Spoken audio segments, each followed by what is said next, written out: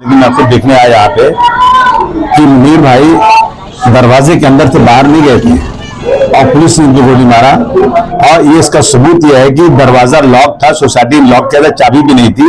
उनको पिछले दरवाजे दूसरे दरवाजे से हॉस्पिटल जाना पड़ा। और पुलिस ने जब देखा गोली लगी इनको, तो उन्होंने इनको इसको जो है इस पे FIR डाल दिया। ये मतलब पुलिस का बहुत बड़ा जुल्म है।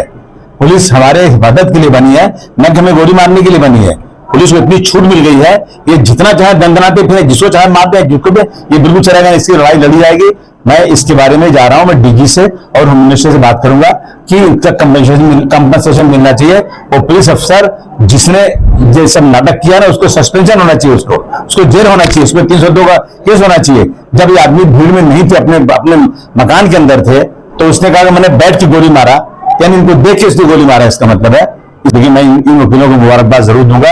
औरंगाबाद के कुछ वकीलों ने मेहनत किया, उन सब बच्चों को छोड़ा के लाया, उनका शुक्रिया अदा करूंगा कौम की तरफ से। और उनसे गुजारिश भी करूंगा, ऐसे केसेस में आप लोग आगे आइए। अब इस कौम के पास एक ही रास्ता बचा है, कोर्ट और कचहरी का। और आपके FIR में लिखा हुआ है कि दोनों समूह में बराबर इक्वल लोग थे जो पत्थरबाजी कर रहे थे, तो आपने इसी मुसलमानों को गिरफ्तार किया है।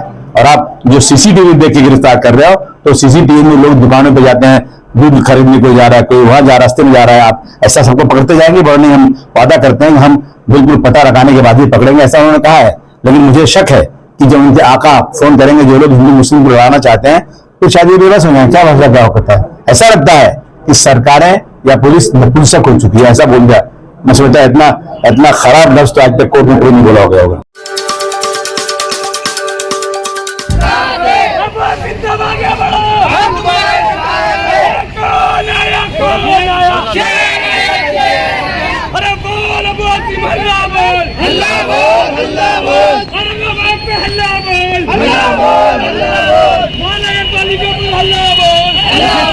थोड़ा जगह लो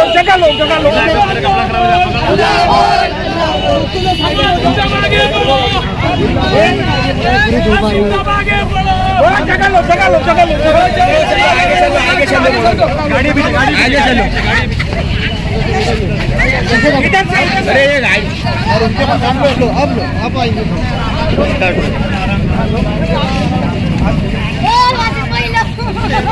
गाड़ी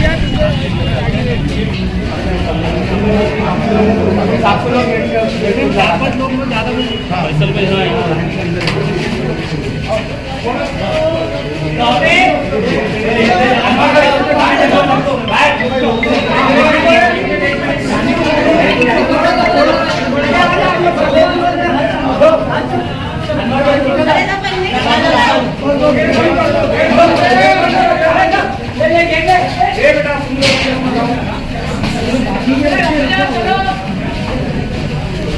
असल में अल्लाह के वास्ते उठाओ भाई लोग। चलो 5 मिनट हो यार, भाई जिसके बाद आए सिर्फ 5 मिनट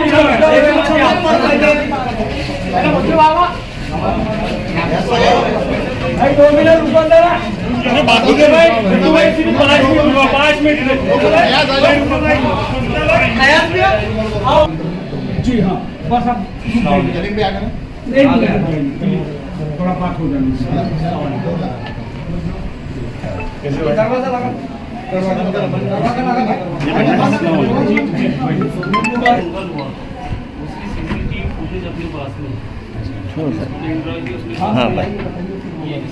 कॉपी करे भाई, ये किसने भी कॉपी करे अपने भाई। दंगाई में कोई शामिल नहीं थी। जो आप जो गेट से आए, वो गेट को ताला था, वो गेट के अंदर खड़े हुए थे। उसके अंदर आई विटनेस भी बहुत सारे आई, जिसने हमारे भाई को खींच के लेके आए। खींच के लेके आने के बाद में लेफ्ट साइड के जो गेट है, वो गेट से ताला तोड़ के ये बच्चे ने, हमारे भतीजे ने और दूसरे भतीजे ने, इनको 2 व्हीलर के ऊपर NGM हॉस्पिटल लेके गए गोली लगने के बाद। बाकी बाहर तो इतना दंगा था, इतना शोर था कि किसको मतलब कोई सपोर्ट करने को या कॉम्प्लेक्स के लोग भी तैयार नहीं थे। बहुत सारे लोग थे कॉम्प्लेक्स के भी, जिसने सब देखे। वो इब्राहिम भाई के साला है जिसने उनको खींच के ले गया, उसका भी CCTV फुटेज है। अभी पुलिस ने अपने को इसमें आरोपी बनाया। पुलिस के पास में कोई पुरावा है नहीं आरोपी बनाने की। पुलिस ने बलजबरी उनकी चमड़ी बचाने के लिए पुलिस ने खुद को मुनीर भाई को, शेख मुनीर भाई को आरोपी बनाया। हमने उसी दिन जहाँ पे PM हुआ घाटी से हमने रिपोर्ट लिख के पुलिस थाने में भेजे।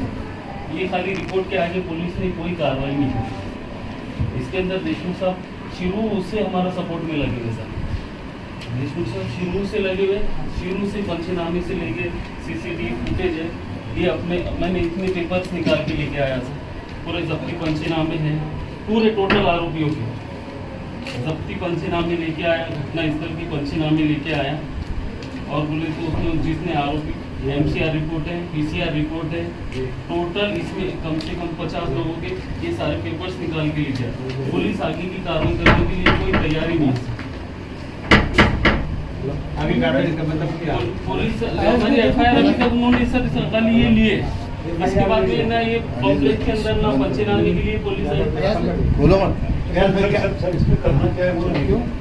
इसमें सर जो FIR छूटी है कैसी सर FIR PI ने लिखा हुआ है, और PI क्या बोलता कि ये जब जिस मॉब पे मैंने फायरिंग किया, मुद्दे के बाद बैठ के मैंने फायरिंग किया, उसके बाद ये है FIR के अंदर।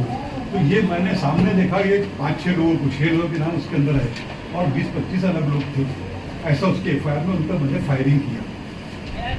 उस पर क्या बता इनका नाम डाल दिया उसके अंदर। FIR घटना क्योंकि ये हुई ना, तो 2:02 पे पूरे जो जितने भी बिल्डिंग के जितने गेट है सबको लॉक लगा दिया गया रात को। हाँ रात को, और लॉक के अंदर और ये जो फायरिंग हुई 3:30 पे हुई, तो उसको भी 3:30 सदन में घर में बैठे बैठे देख रहा था अपने फाटक में से, साथ में 1 और 2 लोग और भी साथ में थे, वो देख रहे थे बाहर का तमाशा। तो इधर से फायरिंग हुई, तो फायरिंग में समझे जख्मी हो गया, इसको खींच के लाए इधर, और भी बोला लगी भरोसा नहीं कुछ लाके, फिर बाद में उसको वो जब लॉक लगा था ये जिसके पास में चाबी रखी थी, वो चले गए थे मकान छोड़ करके दूसरी जगह है से, उन्होंने चाबी किसी और के पास में दी थी, ये बिल्डिंग में किसी को मालूम नहीं था। फिर क्या करना, बाहर तो ले जाना था दवाखाने में इनको, तो फिर 2 गेट के फाटक के समझो लॉक तोड़े गए पत्थर से, ये भी CCTV के अंदर आया हुआ है पूरा, तोड़ करके फिर उसको मोटरसाइकिल में बैठा करके दोनों बच्चों ने उनको हॉस्पिटल में भर्ती की। हॉस्पिटल में जाने के उनका इंतकाल हो गया ऑपरेशन के बाद में, तो ये पुलिस को मालूम पड़ा कि फायरिंग में उसका इंतकाल हो गया। फिर ये FIR के अंदर नाम डाल दिया उसका। फिर क्या बोल रहा पुलिस वाला वो कि इनको मैंने आगे थे, ये वहाँ के आगे थे, मैंने उनको 4-6 लोग पहचाना इसके अंदर, जबकि वहाँ पर अंधेरा था पूरा जो फायरिंग हुई।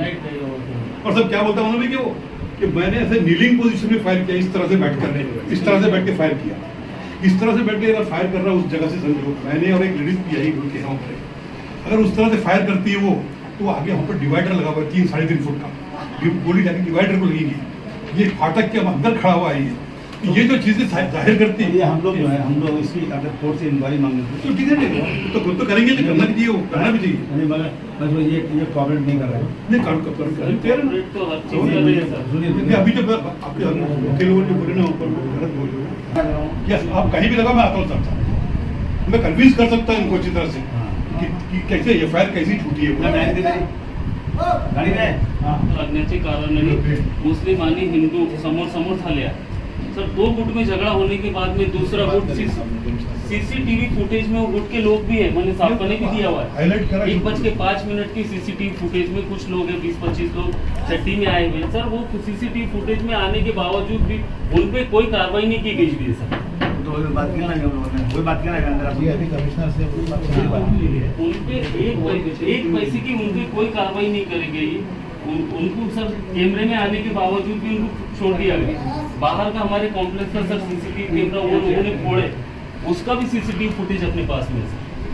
सामने वही बात की है। जी दूसरे ग्रुप को पकड़ने के लिए भी आपका नाम क्या? शेख कलीमुद्दीन।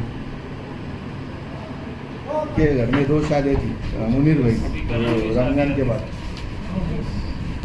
इसकी भी फुटेज, इसकी अभी गोली लगने का ये इसका भी फुटेज है अपने पास मोबाइल के अंदर। ये सब मतलब जो जैसा बोलते गए मेरे को, कुछ वकील लोग बोले इतने पेपर पहले उन्होंने SIT टीम बिठाए, SIT के बावजूद भी सिर्फ मुस्लिम पे कार्रवाई की। इंसाफ से जाना चाहिए। इंडिया टीवी पे जो खासदार का इंटरव्यू था ना, वो गाड़ी वो फैसल नारे लगाते वो इसमें पुलिस ने लिखी, मगर उनको अभी तक ना कोर्ट में लाए, ना उन पे गुना दाखिल हुआ, ना कुछ हुआ। कुछ भी नहीं हुआ, 2 गुट में झगड़ा हुआ, पुलिस ने फायरिंग करी, पुलिस ने इतनी फायरिंग करने के बाद में एक बंदे के सर पैर में भी गोली लगी हुई, उसको भी आरोपी बनाया हुआ है।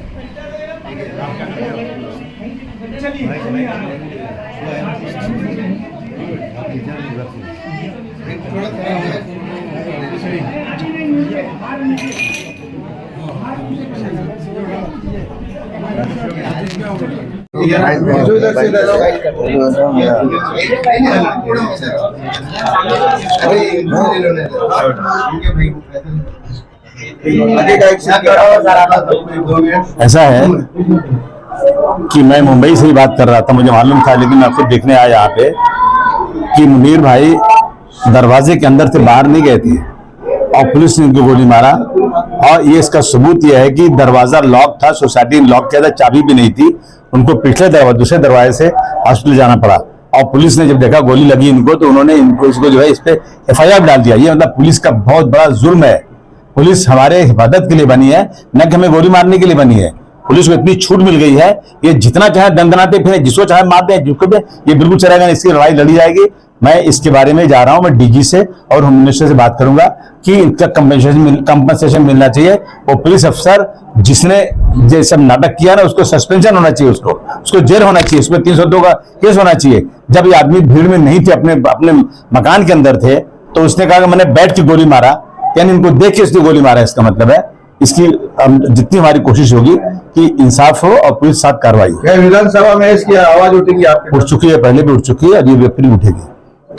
इसमें दंगाई से दूसरा गुट जो था जी आपके सामने नहीं आया। दूसरा गुट था, उस पर आज तक पुलिस ने FIR भी दर्ज की और उनको अटक भी नहीं हुआ। तो आपकी तरफ से क्या?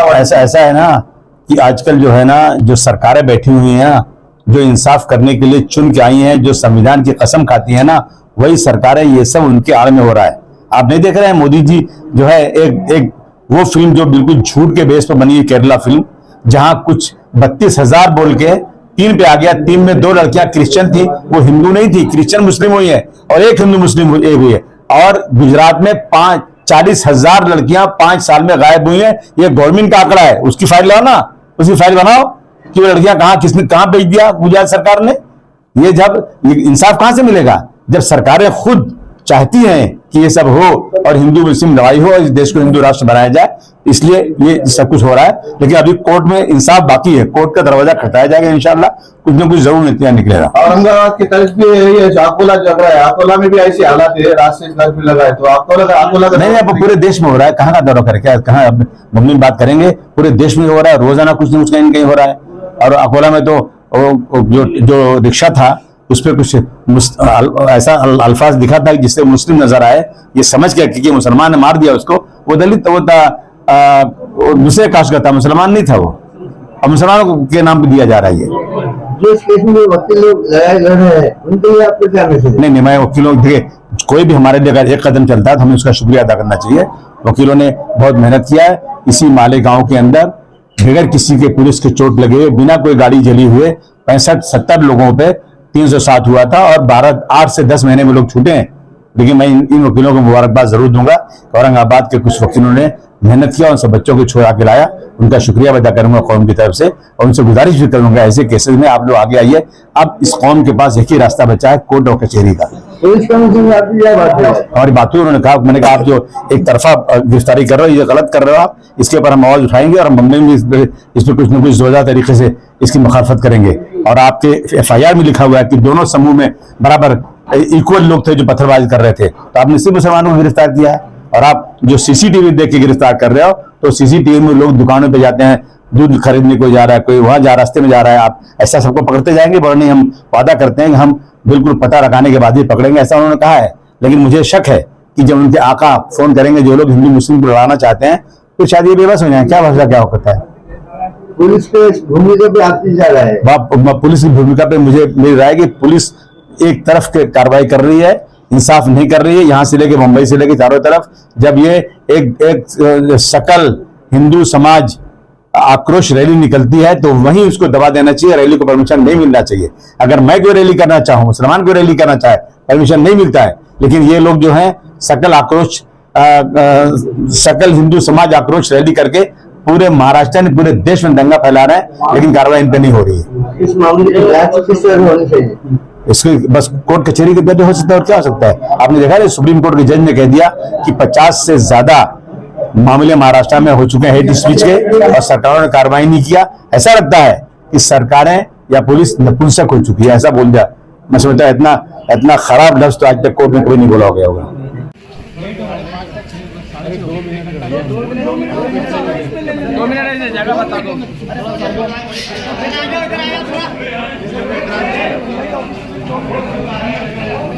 चलो थोड़ा बात कर को यार।